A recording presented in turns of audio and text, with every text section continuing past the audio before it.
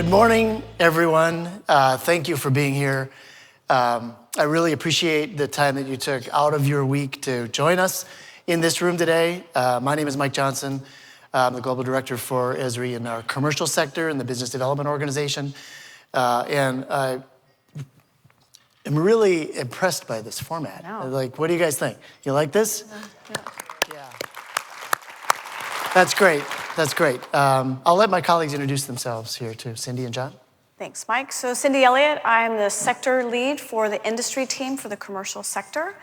Also excited, this has been several years in the making to move us into this business leadership forum. I want to thank all the Esri team that have been behind this initiative for more than 5 years, transitioning it from a summit to this forum today. So very excited about participating and being able to be here with you all. Thanks, Cindy. My name's John Lenahan, and like Mike and Cindy, I focus in the commercial sector, but really helping you and your organizations implement the technology from the services perspective. This is always a highlight of my year, and welcome, and I'm really excited for the day we have. Yeah. So, quick question for you. First of all, this is the Business Leadership Forum, so if you're not supposed to be in this room, this is a good time to leave, you know? Just kidding. This is the place to be this morning, so you're in the right spot. Don't leave.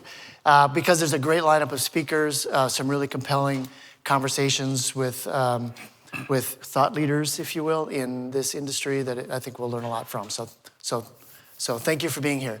Quick question. Who in the audience, show of hands, is at this event, a business-focused event at our user conference for the first time? First-timers. Woo! Wow. Holy cow. Yeah. Wow, welcome. Welcome. That's fantastic. That's great. Thank you for being here. So that encourages me to do one quick thing. I'll take a page out of Jack Dangermond's playbook here for a second. This event today, all week, is all about meeting each other and learning, building your network, your professional network, your personal network, to really help you share your experiences with others, learn from others, to help accelerate the work that you're doing. So that's what this is all about. So I'd like you to take 1 or 2 minutes to meet someone nearby who you don't know.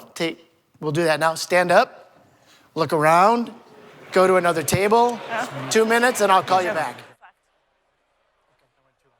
I don't know what happened. Thank you for doing that.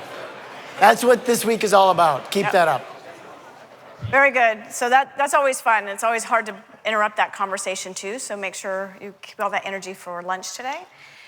We are joined by, and you're joined by an incredible group of business professionals here from private industry. Over 190 companies are represented in the room. It's very exciting for us.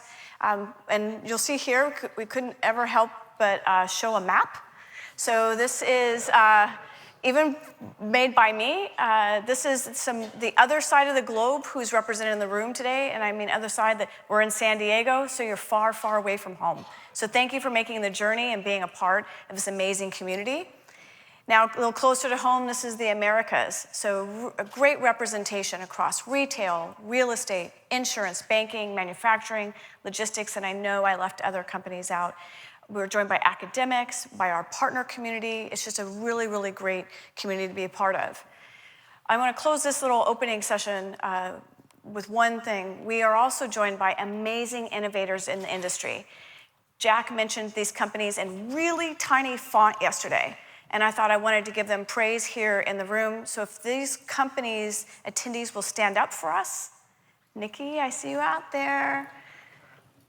Eric, Tom. Congratulations. Thank you very much. These are the people to seek out. They've really done some excellent work. Yeah. Excellent. So thank you again for being here, and we'll get started with our morning. Yes. So it may not be entirely apparent from the agenda, but there is a common theme throughout the morning. And Mike will speak about this, but it's about accelerating growth to drive more value and to drive competitive advantage for your organizations. So, Mike? Yeah, I want to just set a little bit of a context for what you're going to hear today from our speakers and from our guests. And that this is really drawn from the experience that we've been able to have with you and many of your colleagues, thousands of businesses all over the world, that helps us understand kind of what growth is about. And there's really these three fundamentals that we see consistently across the organizations that we work with. The first part of growth is obvious. We call that market development, and that's really building top-line growth.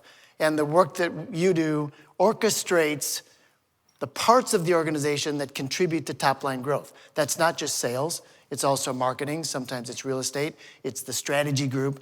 It's orchestrating all of those parts of the organization that contribute to growth. And we'll hear a really compelling story from Enrique at OXXO that's expanding their retail market in Latin America and Mexico today. The second area is managing risk. So when there is disruption to your business, that influences the pace at which you're able to grow. So organizations try to reduce risk, reduce disruption to their business, and recover from that disruption quickly. So we'll hear from Eric Henderson at CSX Rail today about how they've incorporated risk planning and risk management into their business in responding. And the third area is this digital supply network. This is really fulfilling on the commitment that you make as businesses to your customers. And how do you fulfill that demand, fulfill that with excellent products and services? And we'll hear from Werner at Cisco, the technology company, about how they're improving their ability to do that work. These three growth areas are underpinned by the things that accelerate growth. So we're talking about accelerating growth. One of those has to do with digital transformation and the innovation that drives organizations, technological innovation and people innovation that drives digital transformation. And we'll hear some really interesting conversation from Mariana Cantor and also James McCormick from the Forrester Group today about the relationship between digital innovation, digital transformation, and location intelligence. And then the third area that we're really here about is this idea of advanced spatial analysis and how that drives its way into these other areas of growth to deliver insight about content and data that allows you to see what others can't. Have you seen that? You couldn't help yourself. I couldn't help myself. I couldn't help myself. But this is really important, and we'll hear some very interesting conversations about this from other of our speakers this morning. So that's a little context about growth and acceleration of growth that we're really into today. Yeah.